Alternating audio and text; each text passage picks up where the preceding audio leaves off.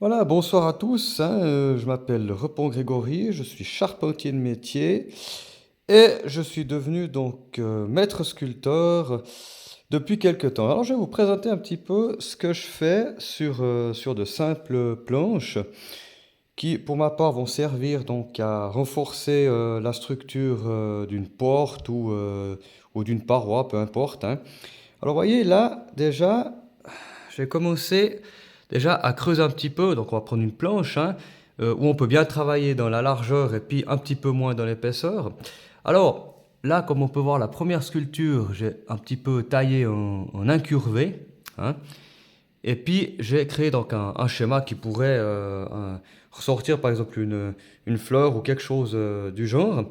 Et ici, on retrouve également d'autres entailles, d'autres sculptures, également en incurvé avec quelques, comme on peut le voir ici, avec quelques effets de vagues et des choses comme ça. Ici, j'ai fait donc ressortir en effet, c'est comme si, par exemple, vous voyez ici, toute la sculpture s'arrête ici et par une force, on va dire externe, en guillemets, fait ressortir donc l'entaille, ça donne un effet assez sympa.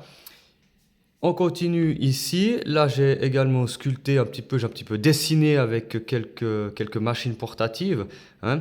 Alors, je fais une petite parenthèse. La question, qu'est-ce qu'un sculpteur bois? Pour moi, c'est simple. Ça, c'est pas seulement couper avec des machines ou usiner du bois ou autre. C'est pour moi savoir dessiner avec une machine dans la main. Pour moi, c'est ça. Et c'est ce que j'essaye de faire à travers mes dessins ou la sculpture que je fais. Par exemple, vous voyez ici ce schéma, ce dessin où on retrouve plusieurs sculptures vers cette zone-là, cette zone ici, les trois autres zones autour. Là aussi, on voit clairement les dessins sculptés, les dessins faits avec différentes machines, hein. Et puis là aussi, hein, on retrouve un autre schéma, un autre dessin, mais on retrouve toujours cette sculpture où je dessine avec différentes machines. Et on retrouve à peu près cet effet ici où c'est ma forme, si vous voulez, qui est sur cette planche-là, qui vient pousser cette entaille, cette sculpture en dehors de la pièce. Hein, vous voyez bien que là, par exemple, là aussi je donne ce même effet. Si je tourne ce côté-là, on retrouve à peu près la même chose, hein. J'aime bien faire en sorte que le dessin sur ma planche pousse en fait la sculpture sur l'angle de ma planche en fait, hein. Là, on peut voir également le même effet, mais au moins prononcé ici, hein. Ça, on a un côté légèrement arrondi. Et puis, si vous voulez, l'idée de ma propre sculpture, pour moi, c'est d'accoupler avec la peinture, hein. C'est ce qui fait ressortir un petit peu les entailles, le relief, hein. C'est ce qui donne de l'intonation sur un petit peu les formes que je fais là. Parce que sans la peinture, eh ben, ça change un petit peu. On a vraiment que la sculpture, ce qui est tout à fait honorable. Vous voyez par exemple ici les deux pièces que je présente, il y a pas de peinture, hein, c'est des pièces qui sont encore pour ma part à finir.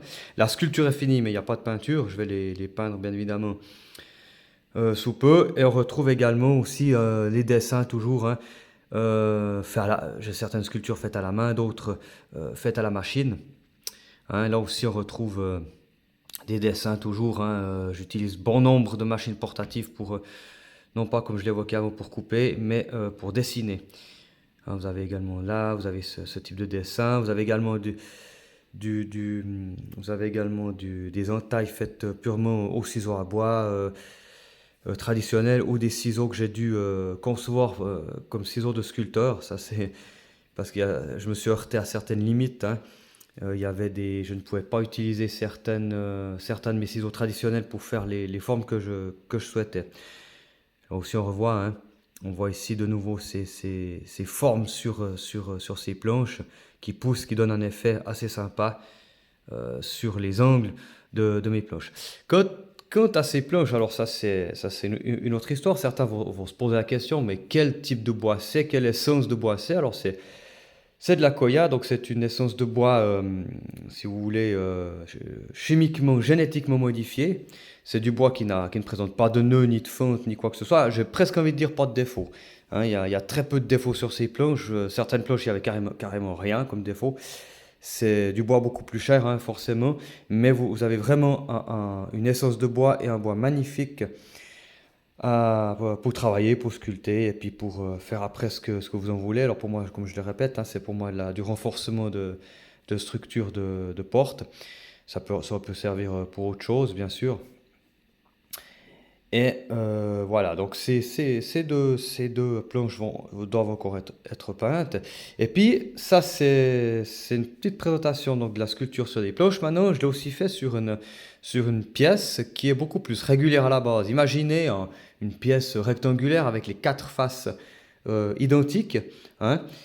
Une pièce rectangulaire qui pourrait servir comme bras de contrevêtement, comme poteau, ou comme sommier ou autre. Hein. Finalement, peu importe. Mais imaginez une pièce rectangulaire, quatre faces identiques. Hein, vraiment, et ben moi, j'en ai ressorti cette sculpture-là que je peux vous montrer ici, vous voyez. Hein. Donc là, on retrouve. Là, j'ai pu sculpter de manière très différente, étant donné que j'avais les quatre faces identiques, même des beaux angles sur lesquels travailler. Hein. Et là aussi, j'ai pu relativement bien transposer ma peinture sur mes entailles, sur ma sculpture. On voit encore là où j'ai pu vraiment ressortir deux belles sphères taillées cette fois-ci 100% à la main à travers cette pièce ici où j'ai bien dû dégager le pourtour de ce que je voulais vraiment sortir à la fin. Là aussi, hein, le côté où là j'ai bien pu sculpter à peu près ce que je souhaitais et puis peindre ça à la fin. Ce qui est dingue là-dedans, c'est que je n'ai rien je n'ai rien d'un peintre, je n'ai rien d'une personne forte en peinture. Alors pas du tout, hein, c'est pas du tout le cas pour ma part. Mais j'ai remarqué et appris aussi, c'est que tout simplement, avec de belles sculptures faites, de belles entailles faites hein, à la main, comme j'évoquais avant, ou bien avec différentes machines avec lesquelles je dessine, eh ben, vous pouvez sortir vraiment des reliefs, donner de l'expression en fait aux pièces que vous sculptez. Sans être, je répète, sans être un spécialiste en peinture. C'est pas du tout mon cas, ça c'est sûr. Je ne serai jamais un spécialiste en peinture. Mais par contre, en faisant quelque chose de très bien à la base, hein, au niveau des entailles, la sculpture bois, et ben après vous pouvez jouer un petit peu avec les différents tons de peinture, avec les différentes zones que vous souhaitez peindre aussi. Et vous ressortez quelque chose vraiment pour moi, quelque chose de pas mal du tout. Hein. Donc voilà un petit peu, ça c'est pour une pièce rectangulaire. Je reviens sur mes planches, sur mes planches. Et là, vous avez vraiment de magnifiques dessins. Ça donne vraiment une autre expression hein, entre la peinture faite sur mes sculptures. Et ici, vous avez, comme je l'ai montré avant, sans peinture. Vous voyez ici, par exemple, j'ai pu faire une petite où j'ai pu sculpter une feuille. Alors ça, cette feuille que j'ai sculptée, ça donne un effet bombé. Hein, donc je l'ai vraiment sculpté, on va dire, en arrondi irrégulier. Hein, vous voyez bien la profondeur qui est clairement irrégulière. Hein, vous avez ici le centre qui est plus profond que le départ le bout de ma feuille à gauche. Et à droite, c'est voulu. Hein. Vous avez vraiment l'arrêt de la feuille qui est irrégulière. J'ai fait exprès. Donc ça donne un effet assez sympa. Et tout sur cette zone ici, eh ben, c'est vraiment quelque chose d'arrondi, de bombé qui donne cet effet. De l'autre côté, forcément, c'est beaucoup moins gros, c'est beaucoup moins large. Vous avez un effet qui est irrégulier toujours entre la gauche de la sculpture et la droite de la sculpture, mais au centre, c'est un peu plus profond. J'ai fait ça sur d'autres pièces, j'ai accentué l'effet bombé sur d'autres formes aussi, et puis voilà, ça donne quelque chose de relativement sympa. Voilà pour cette vidéo, merci de m'écouter pour ceux qui ont envie de m'écouter, et puis je vous souhaite une bonne soirée. Merci.